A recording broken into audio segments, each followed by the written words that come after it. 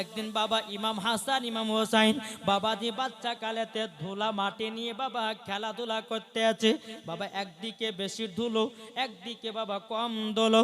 ইমাম হাসান বলতেছে আমি বড় ধুলোটা নিব, ইমাম হোসেন বলতেছে না আমি বড়টা নেব। ইমাম হাসান আমি বড় নিব, ইমাম হোসেন আমি বড়টা নেব। ইমাম হাসান ইমাম হোসেন বলছো গো ভাই আমাদের দুই ভাইয়ের মধ্যে কে বড় কে ছোট, চলো যাই আমরা মায়ের কাছে ফয়সালা নিতে চাই। জোরে বলেন সুবহানাল্লাহ। ইমাম হাসান ইমাম হোসেন বলতেছে বলো গো মা জাননি, ও মা জাননি আমাদের দুই ভাইয়ের মধ্যে কে বড় কে ছোট বলে দাও বলে দাও। বাবাজি মুসলমান ভাইরাও সুনামানিকিরা খাতুনে জান্নাত মা ফাতেমা রাদিয়াল্লাহু তাআলা আনহা তিনি মনে মনে চিন্তা করেন লও ইমাম হাসানকে যদি বড় বলি ইমাম হোসেন দুঃখ পাবে, ইমাম হোসেনকে যদি বড় বলি ইমাম হাসান দুঃখ পাবে। আমি এরকম বলতে পারবো না। বেটারা তোমরা এক কাজ করো, যাও যাও তোমরা দু ভাইয়ে সিলেট আর পেন্সিল নিয়ে এসো। কি সিলেট পেন্সিল জানে তো? সিলেট পেন্সিল নিয়ে আসো। ইমাম হাসান ইমাম হোসাইন যখন বাবা সিলেট পেন্সিল যখন নিয়ে আসলেন, নিয়ে আসার পরে বলতেছে মা ফাতেমা রাদিয়াল্লাহু তাআলা আনহা বলতেছে বলো গো বেটারা তোমরা এক কাজ করো, দুই ভাই সিলেট পেন্সিল নাও, নেওয়ার পরে তোমাদের নামগুলোকে লিখতে লাগো, যাদের নাম আগে লিখে আমার কাছে জমা দিবে সেই হবে বড়। জোরে বলেন সুবহানাল্লাহ। ইমাম হাসান ইমাম হুসাইন বাবাজি সিলেট পেন্সিল নিয়ে যখন বাবা লিখতে লেগেছে নামখানা লিখতে লিখতে লিখতে লিখতে লিখতে বাবা দুই ভাইয়ের সমান লিখে দিয়েছি, মার কাছে এক সুমাতেই হাজির করে দিয়েছে। খাতুনে জান্নাত বলছে বেটারা গো তোমরা দুই ভাই সমান। জোরে বলেন বাবাজি মুসলমান। ইমাম হাসান ইমাম হোসেন বলছো গো মা জাননি, ও মা জাননি তবে শুনুন লাও ও গো মাও আমরা দু ভাই সমান, আপনার ফয়সালা জানো কেমন কেমন লাগতেছে। যাই আব্বাজির কাছে যাই, দোনো সন্তান এক পা দুপা করে গিয়ে বলতেছে ও আব্বা জান আচ্ছা বলুন ইমাম হাসান ইমাম হোসাইনের আব্বার নাম কি? জোরে বলেন না।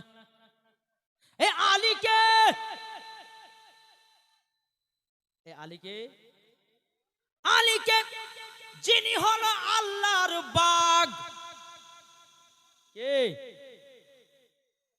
আল্লাহর বাগ আলী ইনারির নাম। যিনি বাবা আসমানে যা আছে আলী বলতে পারে, জোরে বলেন তার নাম হলো আলী। জমিনে যা আছে আলী বলতে পারে তার নাম হলো আলী। ডানে যা আছে আলী বলতে পারে তার নাম হলো আলী। বামে যা আছে আলী বলতে পারে তার নাম হলো আলী। পেছনে যা আছে আলী বলতে পারে তার নাম হলো আলী। সামনে আপনার যা আছে আলী বলতে পারে তার নাম হলো হযরতে আলী। একটা ঘটনা বলি আলীর, তারপরে এই জীবনটার দিকে নিয়ে যাবো নাকি বলছেন। আলীকে চিনুন কে ইনি? বেরাদার একদিন সাহাবীদের সম্মুখে নবীর সাহাবীর সম্মুখে বলছে শোনো আমি আলী আসমানে যা আছে বলতে পারি, জমিনে যা আছে বলতে পারি, ডানে বামে পেছনে সামনে যা আছে আমি আলী বলতে পারি। জোরে বলেন। সাহাবীরা বলতেছে বলে তাই নাকি বলো? আল্লাহ পাক আল্লাহ তাআলা ফেরেশতা হযরতে জিবরিল আমিন মানুষের রূপ ধারণ করে বাবাদের সামনে হাজির। জোরে বলেন। মানুষের রূপ ধারণ করি হযরতে জিবরিল আমিন হযরতে আলীর সম্মুখে যখন বাবা হাজির হয়ে গেছি, হাজির হয়ে যাওয়ার পরে জিবরিল আমিন বলতেছে আলী তুমি বলেছো আসমানে যা আছে বলতে পারো, জমিনে যা আছে বলতে পারো, ডানে বামে পেছনে সামনে যা আছে বলতে পারো। ও আলী বলো বলো এখন জিবরিল আমিন কোথায় আছে? হযরতে আলী রাদিয়াল্লাহু তাআলা আনহু তিনি আসমানে তাকালেন, দেখতে পেলেন না, জমিনে তাকালেন, দেখতে পেলেন না, বামে তাকালেন, দেখতে পেলেন না, ডানে তাকালেন, দেখতে পেলেন না, পেছনে তাকালেন, দেখতে পেলেন না, সামনে যখনই তাকিয়েছে বলতেছে আপনি হলেন জিবরিল আমিন। জোরে বলেন সুবহানাল্লাহ। নারায়ে তাকবীর, নারায়ে রিসালাত, মাসলাক আল হযরত শহীদে কারবালা, শহীদে কারবালা। জোরে বলেন। আলী বলতেছে তুমি হলেন জিবরিল আমিন। সাহাবীরা বলছে এ আলী গো তুমি এই রকম পাওয়ার কোথা থেকে পেয়েছো বলো না, বলো না। বাবাজি মুসলমান ভাইরাও, হযরত আলী রাদিয়াল্লাহু তাআলা আনহু তিনি বলতেছে ওগো নবীর সাহাবীরা, আমার নবী যখন পর্দার আড়াল হয়ে গেছিল আমি আলী নবীকে আখিরি গোসল দিয়েছি। আমার নবী মুস্তাফার শরীর মুবারকি এক জাররা পানি থেকে গেছিল, আমি আলী সে পানিটাকে শোষণ করে নিয়েছি। আমি আলী সব কিছুই বলতে পারি। জোরে বলেন সুবহানাল্লাহ। তার নাম হলো আলী। জোরে বলেন আলী কার নাম? একদিন হযরত আলী রাদিয়াল্লাহু তাআলা আনহু তিনি নবীর সাহাবীদের সম্মুখে বলতেছে এই নবীর সাহাবীরা তোমরা একটা ওয়াজ শুনে নাও। বলে কি ওয়াজ? বলে জিবরিল আমিন আমার কাছে দুবার আসে, আমার নবীজির কাছে একবার যায়। সাহাবীরা বলতেছে আশ্চর্য ওয়াজ, এই তো আলী ভুল ওয়াজ করে দিল, এখন তো নবীকে জানাতে হবে। সমস্ত সাহাবীরা নবী মুস্তাফার কাছে গেছি, যার পরে বলছে ইয়া রাসূলুল্লাহ, ইয়া হাবিবাল্লাহ, নবী গো আপনার আলী তো বলেছে নবী গো জিবরিল আমিন নাকি আলীর কাছে দুবার যায়, আপনার কাছে নাকি একবার। বেরাদর ইসলাম মুআদ্দিন সামানিক নামও এ সুনামানিকেরাও ওগো মা কালো শুনে যান মা রাতের বেলায় মা জননীরাও। আমার নবী বলতেছে বলো গো সাহাবীরা হযরত আলীকে আমার কাছে ডাকো। জোরে বলেন। আলীকে যখন ডাকা হলো, ডাকার পরে বলতে গো আলী আচ্ছা বলো না, বলো না তুমি কি ওয়াজ করেছো একটু শোনাও। হযরত আলী রাদিয়াল্লাহু তাআলা আনহু তিনি বলছে ও গো দয়াল নবীজি আমি বলেছি জিবরিল আমিন আমার কাছে দুবার আসে, নবী গো আপনার কাছে একবার যায়। বেরাদান ইসলাম মুআদ্দিন সামানিক নামও আমার নবী বলতেছি বলো আলী তুমি কিভাবে বলেছে আওয়াজটা একটু বোঝায়া দাও। হযরত আলী রাদিয়াল্লাহু তাআলা আনহু তিনি বলছেন গো নবীজি আপনি তো বলেছেন আনা মাদিনাতুল ইলমু আলিউন বাবুহা। ও গো নবীজি আপনি তো আমাকে বলেছেন আপনি হলো ইলমের শহর আর তার দরওয়াজা হলাম আমি। জোরে বলেন সুবহানাল্লাহ। ও গো নবী আপনি তো বলেছেন আপনি হলো ইলমের শহর, আমি হলাম সেই শহরের দরওয়াজা। নবী গো জিবরিল আমিন যদি আসি আমার গেট দিয়া ঢুকবে কি ঢুকবে না? কি গো ঢুকবে না? বলছে হুজুর জিবরিল আমিন আমার গেট দিয়া ঢুকবে। ঢোকার পরে নবী গো আপনার সঙ্গে সাক্ষাৎ করার পর নবী গো বারবার সুমাতে আর একবার ঢুকবার সুমাতে একবার সাক্ষাৎ হয়। নবী গো আপনার সঙ্গে সাক্ষাৎ করে নেওয়ার পরে বারবার সুমাতে আর একবার হয়। ও গো নবীজি তার জন্য বলেছি জিবরিল আমিন আমার কাছে দুবার আসে, নবী গো আপনার কাছে একবার যায়। জোরে বলেন সুবহানাল্লাহ। আমার নবী বলতেছে বলো গো আমার সাহাবীরা তোমরা শুনে রেখে দাও, শুনে রেখে দাও আমার আলী বিনা দলিল ছাড়াও একটাও কথা বলে না। বাবাজি সুরামানিক আলী কার নাম জানতে হবে আর শুনবেন? শুনতে রাজি আছেন? এটা হাত তুলে বলেন ইয়া রাসূলুল্লাহ। চলুন যখন খাতুনে জান্নাতকে বিয়ে করার পায়গাম দিয়েছিল সমস্ত মক্কা লোকের বড় বড় ঘরের সন্তানেরা, নবী আমার বিয়েতে রাজি হয়েছিল। কত কত সাহাবীরা নবীকে বলছে আপনার খাতুনে জান্নাত মা ফাতেমাকে আমি বিবাহ করতে চাই। নবী আমার রাজি হন নাই। আমার নবী অপেক্ষা হয়ে দাঁড়িয়ে আছে কার জন্যে? কার জন্যে? হযরতে আলীর জন্য। জোরে বলেন। সমস্ত বাবা মক্কা শহরের বাবাজি বড় বড় ঘরের সন্তানেরা নবীকে বলেছে, নবী গো আপনার কন্যাকে বিবাহ করতে চাই। নবী আমার রাজি হন নাই। কত সাহাবীরা বলেছে নবী রাজি হন নাই। বাবাজি মুসলমান, একটা রাস্তা দিয়ে হযরত ওমর ফারুক রাদিয়াল্লাহু তাআলা আনহু বাবা তিনি টুক টুক টুক টুক করে বাবা হেঁটে হেঁটে চলে যাচ্ছেন। যেতে যেতে বাবা হযরত আলী রাদিয়াল্লাহু তাআলা আনহু তিনি বাবাজি একটা ময়দানে ছাগল চড়াতেছে। হযরত আবু বকর সিদ্দিক ওমর ফারুক রাদিয়াল্লাহু তাআলা আনহু তিনি কে বলতেছে, ওগো আলী আলী তুমি একটা কাজ করে নাও। মক্কা গলে যতগুলি বড় বড় ঘরের সন্তান ছিল, সাহাবীরা ছিল, সবাই তো নবীকে বিবাহ করা পয়গাম দিয়েছে তিনার কন্যাকে, কিন্তু আলী গো তুমি তো একবার বিয়ের পয়গাম দাওনি। যাও যাও নবীজির কাছে যাও, একবার তুমি বিয়ের পয়গামটা দাও। হযরতে আলী রাদিয়াল্লাহু তাআলা আনহু তিনি বাবা চোখের পানি ঝরায় কান্না করতে লেগেছে।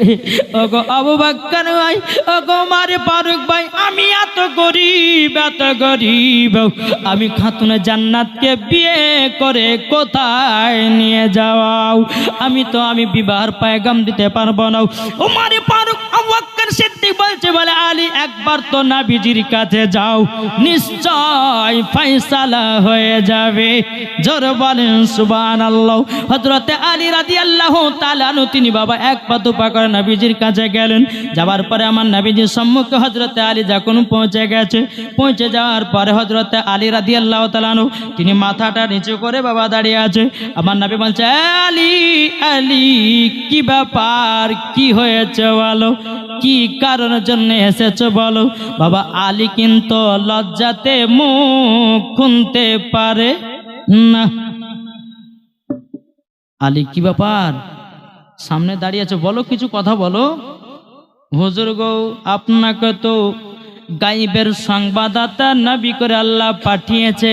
জোরে বলেন নবী গো আমি কেন এসেছি আপনি তো ভালো করে জানেন। আর এখনকার ছেলেরা হলে পরে বলছে, এই আপনার বিটিকে বিয়ে করতে চাই, ডাইরেক্ট বলবে কি বলবে না। আর হযরত আলী লজ্জা তো মুখ খুলতে পারবে না বিয়ের কথা বলার জন্য। আমার নবী বলছে, আলী এই আলী আমি তো জানি তুমি আমার বিটি ফাতেমাকে বিয়ের পয়গাম নিয়ে এসেছো। আলী গো আলী আমি রাজি। জোর বলেন সুবহানাল্লাহ। হযরতে আলী চোখের পানি ফেলে বলছেন, নবী গো আমি তো মনে ভেবেছিলাম আপনার হাতে বাতে সাথে বাতে সব সময় চলে গো নবী, যেখানেই রাত সেখানেই কাত। নবী গো আমি মনে মনে ভেবেছিলাম আমার সাথে আপনার বিটি কন্যা খাতুনে জান্নাতের বিবাহ দিবেন না, আমি এটাই মনে করেছিলাম। আমার নবী বলছে, বলে আলী গো মক্কা শহরের যতগুলি বড় বড় ঘরের সন্তান ছিল, সবাই আমার বিটি ফাতেমাকে বিয়ে করা পয়গাম দিয়েছে, আমি রাজি হই না আলী তোমার আশাতে। জোর বলেন সুবহানাল্লাহ। আল্লাহর গায়বে আওয়াজ আসলো, বলো নবী গো এটাই হলো আপনার আসল জামাই। বাবাজি মুসলমান সুরাবানি কেরো এদিকে বলতে চা, আলী তুমি এখন বাড়ি যাও। বাড়ি যখন বাবা যাও, বাড়ি আপনার যাওয়ার পরে এদিকে আমার নবী মুস্তাফা সাহেবের আওলাদ সাল্লাল্লাহু তাআলা আলাইহি সাল্লাম তিনি বাবা এক পা দুপা করে খাতুনে জান্নাতের কাছে গিয়ে বলতেছে, এই বেটি ফাতেমা একটু বেরিয়ে এসো মা। খাতুনে জান্নাত বলছে, আব্বা গো আব্বা জান পাঙ্খা নিয়ে আসতে হবে না, তেল গামছা না সাবানের দরকার। আমার নবী বলছে, বিটি ফাতেমা তবে শোনো গো শোনো, তেল গামছার দরকার নাই বিটি, আজকে তোমার বয়স 15 থেকে 16 বছর হয়ে গেল। ওগো বিটি মক্কার সমস্ত বড় ঘরের লোকেরা বিয়ের পয়গাম দিয়েছে। ওগো খাতুনে জান্নাত আজকে এমন একজন বিয়ের পয়গাম দিয়েছেন, তিনি হলেন আল্লাহর বাগ। জোরে বলেন সুবহানাল্লাহ। বাবাজি মুসলমান ভাইরা এ সোনা মানিকেরাও, মা ফাতেমার সামনে হযরতে আলীর বাবা খুব প্রশংসা চলছে। খাতুনে জান্নাত বুঝে গেল নিশ্চয় আমার আব্বা জান ইনাকে পছন্দ করেছে। আব্বা গো আমি বিয়েতে রাজি। জোরে বলেন বিয়েতে রাজি। আহা এদিকে আমার নবী মুস্তাফা সকালবেলা আলীকে বলছে, আলী গো, আমার অনেক সাহাবীরা আমার বেটিকে বিয়ে করা পায়গাম দিয়েছে, তবে এক কাজ করো, আমি কারোর মনে দুঃখ দিতে পারবো না, তবে একটা কাজ করে একটা প্রতিযোগিতা হবে।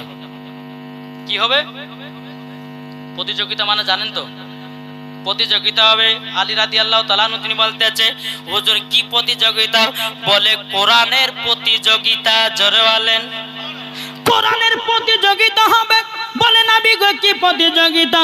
বলতেছে, বলে শোনো, সমস্ত সাহাবীরা যারা আমার বিটিকে বিয়ে করা পায়গাম দিয়েছিল তাদের সবাইকে জানিয়ে দাও সকাল বেলাতে খতম যে আগে একটা তুলতে পারবে তার সাথে আমার বিটি ফাতেমার বিবাহ দিতে চাই।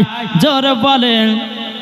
সমস্ত সাহাবীদেরকে বাবাদের যখন বলে দেওয়া হলো, সকাল হয়ে গেল, সকাল বেলাতে সমস্ত সাহাবীরা নবীজির কাছে বাবা হাজির, কিন্তু বাবাজি তারা কোরআন পড়তে লেগেছে, আলী কিন্তু আসে নাই। সাহাবীরা পড়তে লেগেছে কোরআন, আলী কিন্তু আসে নাই। 1 ঘন্টা হয়ে গেল, 2 ঘন্টা হয়ে গেল, বাবাজি আলীর কোনো পাত্তা নাই, আলী কোনো আসে নাই। কিছুক্ষণ পর হযরত আলী রাদিয়াল্লাহু তাআলা আনহু তিনি বাবা যখন ভিতরে প্রবেশ করেছি, আসার পরে পরে বাবা কোরআন পড়তে লেগেছেন। কোরআন পড়তে পড়তে পড়তে কিছুক্ষণ পরে আলী রাদিয়াল্লাহু তাআলা আনহু তিনি বলছেন, নবী গো, আমার খতম উঠে গেছে। জোরে বলেন সুবহানাল্লাহ। সমস্ত সাহাবীরা আশ্চর্য হয়ে গেল, কি ব্যাপার? আলী 2 ঘন্টা পরে কোরআন শরীফ পড়া শুরু করেছে, আমরা 2 ঘন্টা আগে পড়া শুরু করেছি, আলীর কিভাবে আগে খতম উঠতে পারে? নবীর কাছে গেলেন, হুজুর গো, কিভাবে আলী 2 ঘন্টা পরে লেগেছে পড়তে? ওগো নবীজি, আলী কিভাবে খতম তুলতে পারে? বলে আলীকে ডেকে নিয়ে এসো।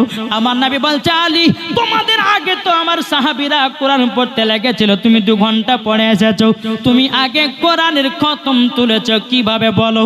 হযরতে আলী বলতেছে, হুজুর বেয়াদবি মাফ করবেন, নবী গো, আপনি তো বলেছেন কোরআন শরীফের মধ্যে একটা সূরা আছে, সূরা ইখলাস 3 বার যদি পড়া যায় একটা খতমের সওয়াব পাওয়া যায়।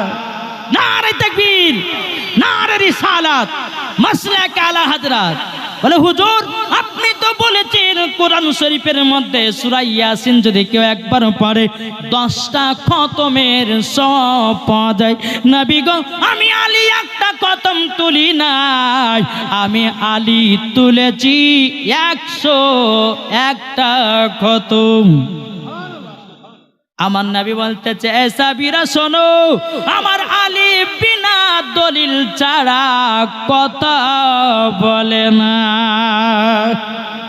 এর নাম হচ্ছে আলী, যিনি আলী খাইবারের যুদ্ধতে গিয়ে বাবাজি মুসলমান সোনামানিকেরা 70 মণ ঢাল কেনে যুদ্ধ করেছে, তারই নাম হলো আলী। নিজের হবে না? বাবাজি আল্লাহর বাগ ছিল আলী, আর সেই আলীর তরফ থেকে এসেছে ইমাম হাসান, ইমাম হোসাইন। একটু জোরে বলেন না। বাবাজি চলুন তো 2 ভাই গিয়ে হযরত আলীর কাছে গিয়ে বলছে, আব্বা গো, আমাদের 2 ভাইয়ের মধ্যে কে বড় কে ছোট বলো? হযরত আলী মনে মনে চিন্তা করছে, এখন ইমাম হাসানকে যদি বড় বলি তো ইমাম হোসাইন মনে দুঃখ পাবে, আর ইমাম হোসাইনকে যদি বড় বলি তো ইমাম হাসানের মনে দুঃখ পাবে। কি করা যায়? এই বেটা, ওই যে একটা ডালিমের গাছ দেখতে পাওয়া যায়, বেটা গো, যাও, যাওয়ার পরে 2টা ডালিম নিয়ে এসো। ডালিম মানে বুঝেন তো, বেদানা। নিয়ে এসো। নিয়ে আসা হলো।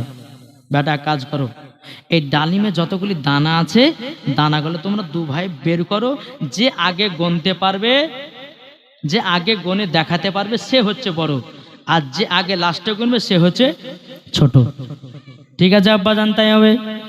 বেদানাগুলো নিয়েছে বাবা, দানাগুলো বের করলো, 2 ভাই গুনতে লাগলো বাবা। গুনতে গুনতে গুনতে গুনতে গুনতে বাবাজি 1 নয় 2 নয় 72টা করে গনেছে। কটা? 72টা করে বাবা যখন গনা হয়েছে, ইমাম হাসানের 72টা দানাও, ইমাম হুসাইনের 72টা দানাও একই সঙ্গে গনা কমপ্লিট করেছে। আমরা 2 ভাই তো বেদানার দানা গুলো গোনা কমপ্লিট করেছি। হযরতে আলী রাদিয়াল্লাহু তাআলা আনহু তিনি বলতেছেন, ও বেটারাও তোমরা দুই ভাই সমান। জোরে বলেন সুবহানাল্লাহ। ইমাম হাসান ইমাম হোসেন বলছে, বলে আব্বা গো আপনার ফয়সালা যেন কেমন কেমন লাগতেছে, আমরা যাব আমার নানাজির কাছে। আমার নানা যেটাই ফয়সালা দিবে, আমার নানা যেটা ফয়সালা দেবে আমি সেটাই গ্রহণযোগ্য নেব। জোরে বলেন। ইমাম হাসান ইমাম হোসেন এক পা দুপা করে আমার নবীজির কাছে গেলেন। যাওয়ার পরে বলতেছি, বলো গো আব্বা জান, আব্বা জান আমরা নানাজির কাছে গেলাম। বলে ঠিক আছে যাও। ইমাম হাসান ইমাম হোসেন যখন নানার কাছে যে লাব্বাইকা রাসূলুল্লাহ, লাব্বাইকা হাবিবাল্লাহ, ও নানা জান আপনার কাছে একটা ফয়সালা নেওয়ার জন্য আমরা এসেছি। আমার নবীজি ইমাম হাসান ইমাম হোসেনকে যখন ডেকে নিয়ে সিনাতে লাগিয়ে নিয়েছে, ও গো আমার না হোসেন রাসূলেরা বলো বলো তোমরা কি ফয়সালা নিতে চাও? ইমাম হাসান ইমাম হোসেন বলতেছে, বলো গো আমার নানা জান, ও গো নানা জানো তবে শুনুন না, আমাদের দুই ভাইয়ের মধ্যে কে বড় কে ছোট বলুন নাও। এখন নবী আমার চিন্তা করি, আমি ইমাম হাসানকে যদি বড় বলি ইমাম হোসাইনের মনে দুঃখ পাবে, ইমাম হোসাইনের মনে যদি দুঃখ দিই ইমাম হাসানের মনে দুঃখ পাবে। আমি এটা করতে পারি না, এক কাজ করো বাবা। যে আমার নবী বললেন, এ আবু বকর একটা কাজ করো, আপেল নিয়ে এসো। কি আপেল? আপেল যখন বাবা নিয়ে আসা হলো, আপেল যখন বাবা নিয়ে আসা হলো, বেশি আধখান করে কাটলে আপেলটাকে ফাঁক করলো, একদিকে বেশি আধখান একদিকে কম আধখান। আবু বকর সিদ্দিক বলছে, হুজুর কি করবেন? আবার দুই নওয়াসে রাসূলেরা আমার কাছে ফয়সালা নিতে এসেছে, কে বড় কে ছোট। এখন আপেলটা আসমানে ওড়াবো, দুইজনা দুই দিকে বসাবো, যার দিকে কম পড়বে সে হবে ছোট, আর যার দিকে বেশিখানা পড়বে সে হবে বড়। জোরে বলেন সুবহানাল্লাহ। আমার নবী মুস্তাফা ওই রকম ভাবে আপেলটাকে নিয়ে যখন বাবা আসমানের দিকে ছাড়ে দিল, আমার আল্লাহ পাক আল্লাহ তাআলা বলছে, এ জিবরিল আপেলটাকে ধরো আর সমান সমান কেটে কেটে ফেলে দাও। জোরে বলে। যখন বাবা হযরতে জিবরিল আমিন তিনি বাবা যখন এই কথা বলার পরে বাবাজি সোনা মানিকেরাও জিবরিল আমিন আপেলটাকে ধরার পরে বাবাজি সমান সমান আপেলটাকে কেটে কেটে ইমাম হাসানের দিকে একটা ভাগ পড়েছে, ইমাম হোসাইনের দিকে একটা ভাগ পড়েছে। দুজনাতে গিয়ে বলছে, নানা গো আমাদের দুই ভাইয়ের আপেল ভাগে ভাগে পড়ে গেছে, নানা কে বড় কে ছোট দেখে বলে দাও। আমার নবী বলতেছে, এ নওয়াসে রাসূলেরা দেখো দেখো তোমরা দুই ভাই সমান। জোরে বলেন সুবহানাল্লাহ। যখন বাবা এই কথা বলার পরে আমার নবী মুস্তাফা বলতেছি, ও গো ইমাম হাসান ইমাম হোসাইন, শুধু তাই নয় তোমার মার ফয়সালা, তোমার আব্বার ফয়সালা, আমার ফয়সালা, খোদার ফয়সালা, এক তোমরা দুজনাই সমান। নারে তাকবীর, নারে রিসালাত, মাসলাক আলা হযরত। আচ্ছা ইমাম হোসেনকে কারা কারা মোহাব্বত করেন? হাত তুলে বলেন, ইয়া হোসেন, ইয়া হোসেন। হাত নামাবেন না, হাত নামাবেন না, তুলুন তুলুন তুলেন। সুবহানাল্লাহ। আচ্ছা ইমাম হোসেনের মোহাব্বতে একটা ভাই 5,000 টাকা হবে না? নবীর ঘরে মাদ্রাসায় একটা ভাই 5,000 টাকা হবে না? কি গো ইমাম হোসেনের মোহাব্বতে একটা ভাই 5,000 হবে? নবীর ঘর মাদ্রাসায় কোন ভাই নাই? যাব বাবা, কোন ভাই হবে না 5,000 টাকা ইমাম হোসেনের মোহাব্বতে? জি ও মা খালা, এদিকে মায়েরা লক্ষ্মী ভান্ডার পায় না? পায়। সুবহানাল্লাহ। এই যে আপনাদের এত বড় জমি দাগ মাদ্রাসার, নসিব ভালো, আপনাদের কপাল ভালো যে আপনাদের এলাকায় এত বড় মাদ্রাসা তৈরি হবে, ঠিক কিনা? জি। যে ইমামে হোসেন কারবালাতে শহীদ হয়ে মাদ্রাসা মসজিদকে জিন্দা করে গেছেন, জোরে বলেন। আর আমরা কি পয়সা দিয়ে জিন্দা করতে পারি না? মরে গেলে সব শেষ, জমি জায়গা টাকা পয়সা ফেলে দিয়ে আপনাকে অন্ধকার কবরে যেতে হবে। আজ রশিদা বিবি দিয়েছে 500 টাকা, নারে তাকবীর, নারে রিসালাত। আল্লাহ রশিদা বিবি দিয়েছে 500 টাকা। আল্লাহ রশিদা বিবিকে মা ফাতেমার মতো নারী বানিয়ে নিন, জোরে বলেন আল্লাহুম্মা আমিন। আল্লাহ রশিদা বিবি দিয়েছে 500 টাকা।